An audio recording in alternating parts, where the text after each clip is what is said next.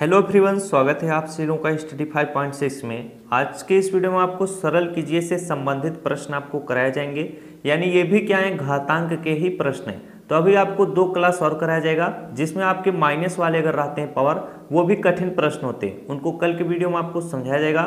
तो धीरे धीरे अगर आप 2 क्लास में इसको समझेंगे तो आपका पूरा कॉन्सेप्ट क्लियर हो जाएगा। तो पहला सवाल है, देखिए 5 का पावर 9 इंटू 5 का पावर 4 डिवाइड का चिन्ह है, 5 का पावर क्या 8 है। इस टाइप का प्रश्न है तो कैसे करेंगे, जरा इस चीज को सीखने का प्रयास करेंगे। सबसे पहले आप भाग वाले को देखेंगे, यानी सबसे पहले भाग को सॉल्व करेंगे, फिर गुणे को। इसका 5 को पावर 9 है तो इसको हम 5 को पावर 9 इंटू का चिन्ह बनाएंगे।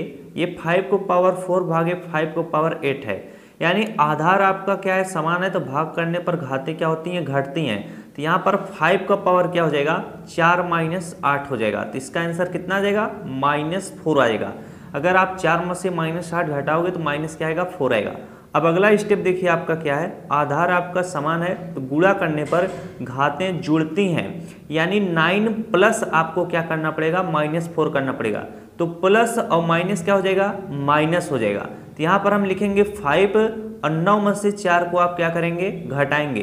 तो 9 में से जब आप 4 को घटाएंगे कितना आ जाएगा, 5 आ जाएगा।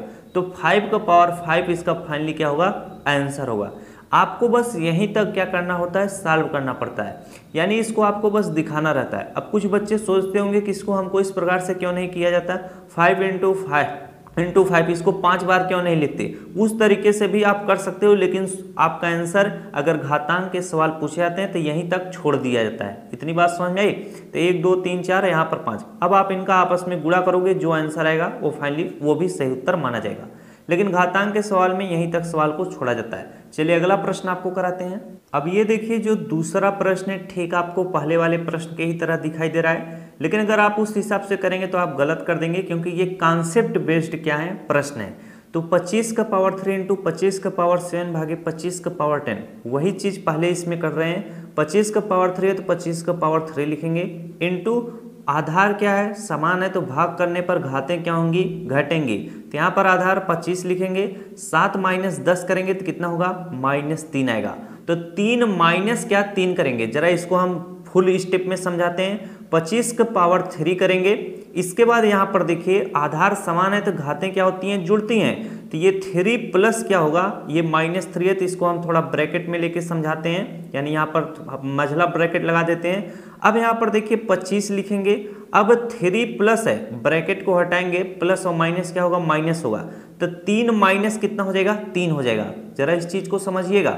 अब 3 में से 3 घटाएंगे तो 25 का पावर कितना होगा, 0 होगा।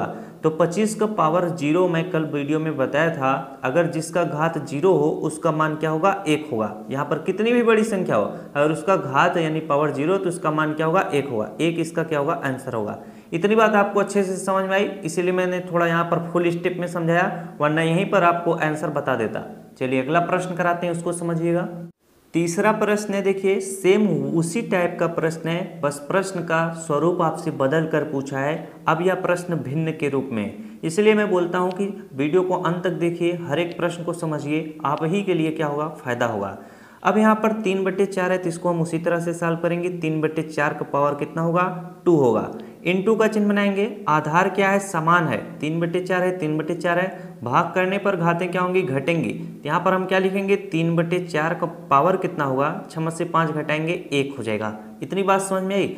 अब यहाँ पर भी आधार क्या है, समान है, तो गुणा करने पर घातें जुड़ती हैं। तो इसका मतलब कितना हो जाएगा, 3/4 का पावर कितना होगा, 2 में 1 जोड़ देंगे 3 हो जाएगा। ये इसका फाइनली क्या होगा, आंसर होगा।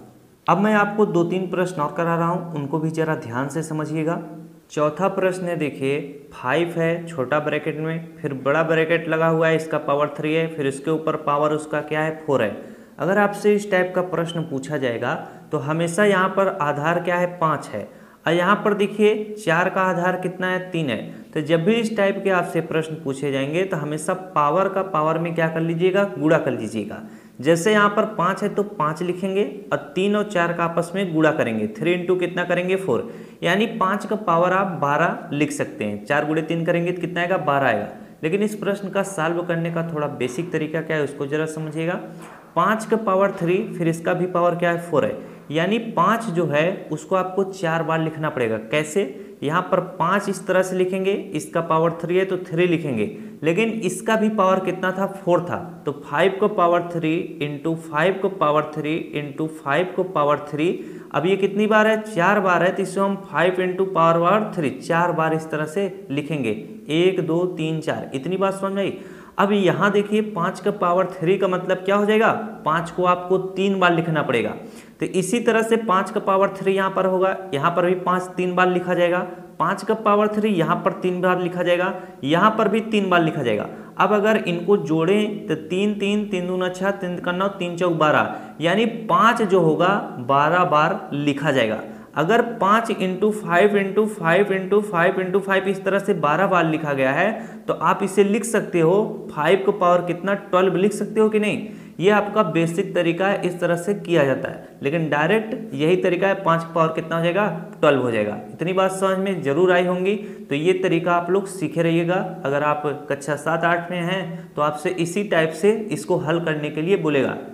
चलिए नेक्स्ट प्रश्न कराते हैं। अगला प्रश्न है, देखिए 4/7 इसका पावर 2 है, फिर इसका भी पावर क्या है 3 है। वैसे इसका आंसर क्या हो जाएगा, 4/7 का पावर कितना हो जाएगा, 3 का गुणा 2 में करेंगे, 3 दूना 6 हो जाएगा।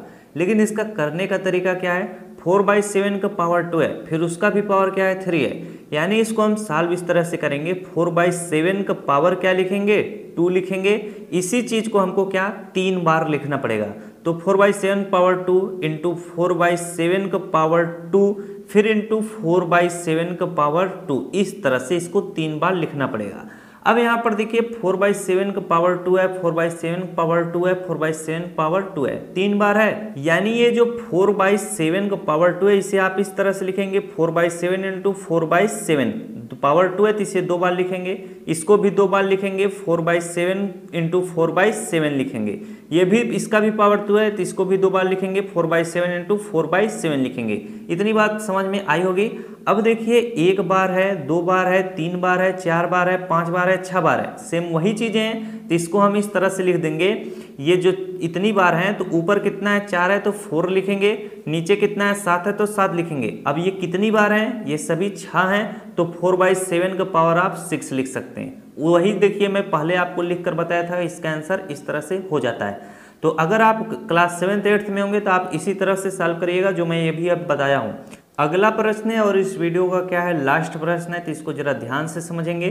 -1 power 3 into -1 power 2 into -1 power क्या है 15 है। मैं अभी तक आपको 2 ही तक बता रहा था, लेकिन अगर 3 एक ही साथ गुणे में हो और आधार समान हो तो इनको भी उसी तरह से सॉल्व किया जाएगा। बहुत से बच्चे कमेंट करके पूछते हैं, तो आधार क्या है -1 है सभी का, तो -1 लिख लेंगे। गुणा करने पर घातें जोड़ती हैं तो 15 2 और 3 को जोड़ लेंगे, 3 2 कितना हो जाएगा 5 और 15 में 5 जोड़ देंगे कितना हो जाएगा 20 हो जाएगा, यानी -1 पावर 20 इसका क्या होगा आंसर होगा। तो अगर आप पूरा वीडियो अच्छे से सीखते हैं समझते हैं तो आपके पास थोड़ी आइडिया आ जाएगी। जो प्रश्न यहाँ पर नहीं अभी हल किया गए हैं वैसे अधिकतर सभी प्रकार के प्रश्न आपको बताए जाते हैं, तो आप उन प्रश्नों को भी क्या करते हैं सॉल्व कर लेंगे। तो आशा करता हूँ आप सभी को वीडियो काफी अच्छे तरीके से समझ में आया होगा। तो अगर वीडियो अच्छा लगा तो वीडियो को लाइक, चैनल पर पहली बार आए चैनल को जरूर सब्सक्राइब कीजिएगा। इसी तरह से तमाम वीडियो आपको मिलते रहेंगे। धन्यवाद।